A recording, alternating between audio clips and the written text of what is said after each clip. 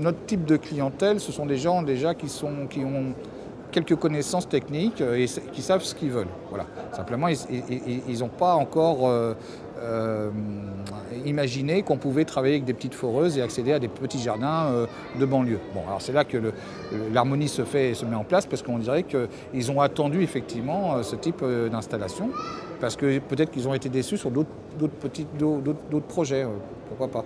Donc on prend un premier rendez-vous technique, on étudie la faisabilité.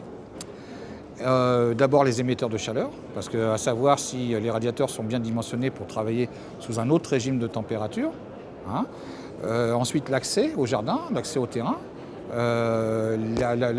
l'espace du local technique, parce que si vous avez une petite chaudière murale en plein centre d'un pavillon, c'est très difficile de rattraper l'origine des tuyaux pour distribuer l'eau chaude dans les radiateurs.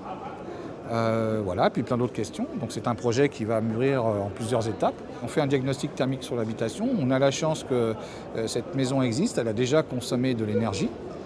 Donc pendant une certaine période, la période de chauffage. Donc on est capable, avec les relevés météo, avec le volume à chauffer et les conditions de chauffage, de réintégrer le coefficient d'isolation de la maison et de calculer les besoins thermiques, la puissance thermique du nouveau générateur.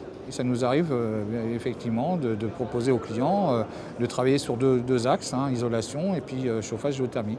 On a aussi d'autres types de clients, ça nous est arrivé, qui étaient parfaitement conscients que cette maison n'allait pas être isolée tout de suite, qui se chauffaient au bois et qui ont accepté d'installer une géothermie avec un complément de puissance en insérant simplement du bois dans la cheminée.